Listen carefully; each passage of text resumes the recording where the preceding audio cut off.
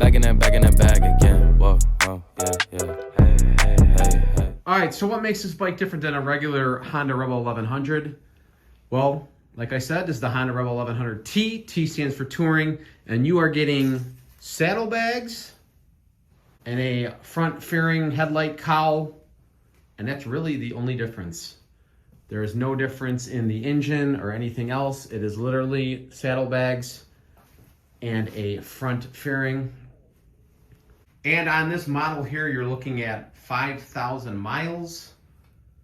This bike was brand new with 0 miles, and 5,000 miles were put on it throughout the summer. And if you're here to find out about the Rebel 1100T, what its specifications are and things like that, I'm gonna dive into a little bit of that. But I'm also gonna review this as a 5,000 mile bike. What went wrong? What did we like about it? What did we not like about it? We'll get right into that. So guys, yes, this is a 2024, and with this, you get saddlebags, which is really nice. If you are somebody that likes to tour around and you're constantly carrying things with them, guess what? You're gonna want this specific model, because I have the Rebel 1100 standard. Yes, it's winterized, it's under a cover, but you don't get these. And what does that leave me with? It just leaves me with under seat storage, which is nothing. Under the seat, you can literally just hold a couple of things. There's a small toolkit that comes with the bike, and you could probably hold your wallet, a phone, something small. That's about it. You're not going to get a lot in there. With the saddlebags, you're going to be able to do a lot with these, just because they are locking, which is nice. And it's just a little bit of a press button there.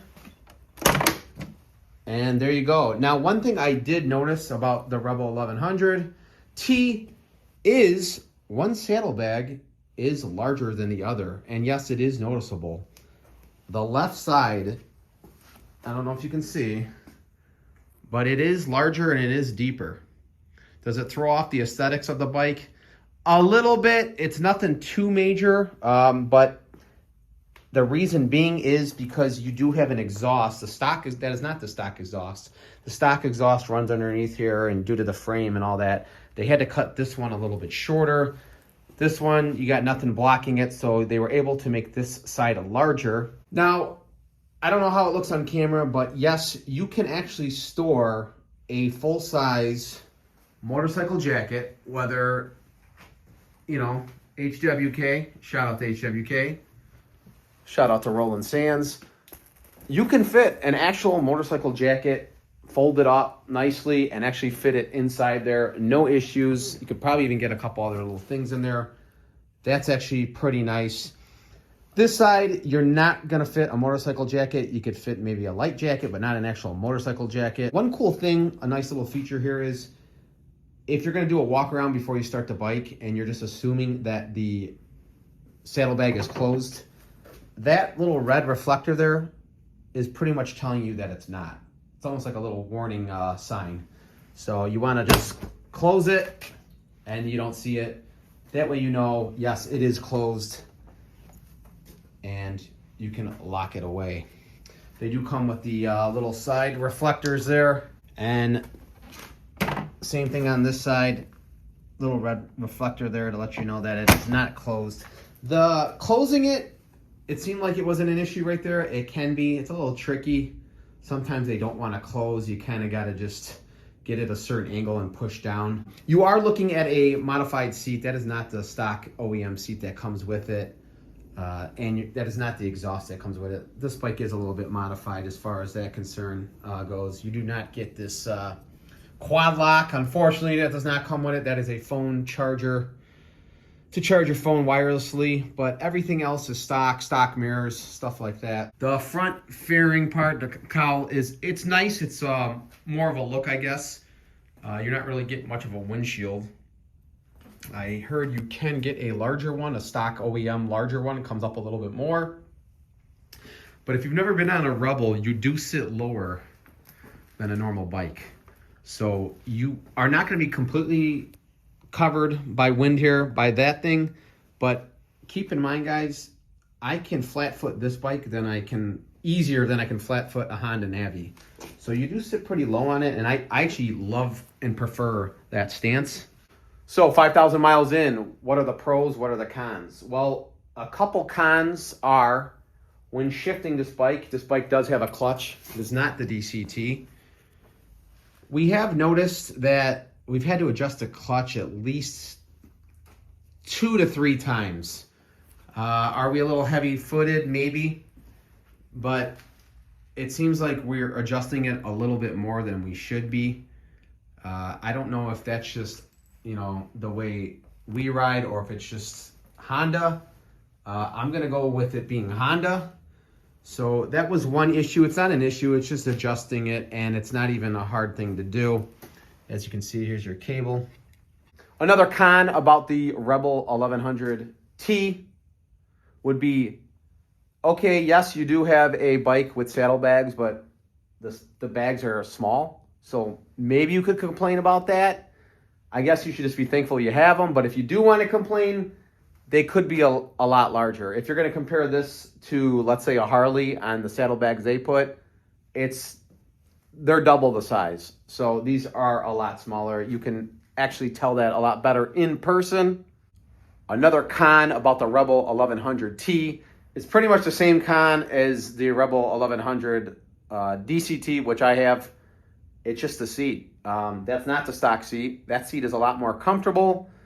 But everybody knows that owns a Rebel 1100, the seat's not comfortable. For long rides, you might want to look into buying a upgraded seat.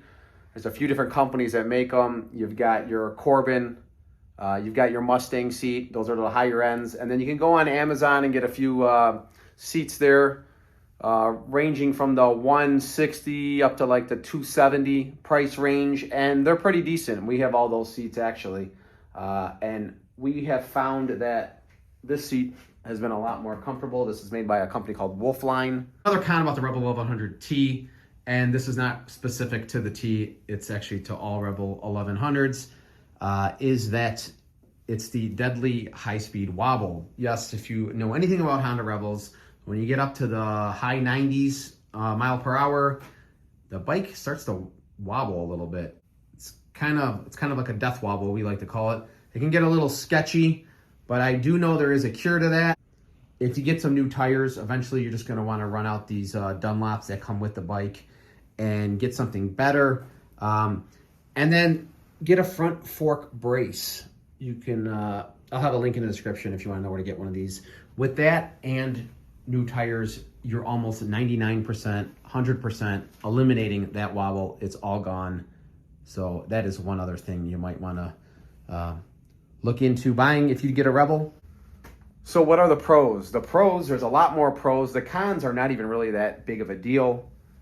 Specifically to this model, like I said, I love the look of it. You do get the saddlebags. It's nice. Could they be bigger? Probably.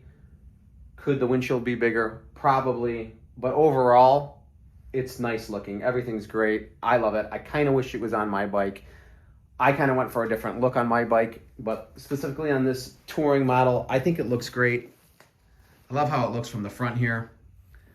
And the pros are basically a lot of pros, guys. It's a fun bike to ride. If you're under 6 feet, I definitely recommend this bike because the way you sit on it, the way you can flat foot it is so easily. It's so comfortable. It's a comfortable ride. The shocks are adjustable. Some people complain that the ride's a little rough and they get aftermarket shocks, such as Burly brand, who makes aftermarket shocks. Shout out to Burly brand. I'll have a link in the description. The Burly brand, we will be putting those aftermarket shocks on my bike soon, so get ready for that video. But they are adjustable, and they're not too bad. I don't know. It's kind of a personal preference thing. Sometimes the bike can be a little harsh, especially on the front forks, but it's not the end of the world. It's pretty decent overall. Bike starts up all the time right away. It's got your electric start. At 5,000 miles, never one issue. We took these bikes to Nashville, Tennessee from Chicago and didn't have one issue at all. Just filling up a lot because the tank is not a large tank. I'll have the specifications about the bike in the description. We're not going to go over too much about that. I'm kind of just sticking to 5,000 miles. How was it handled?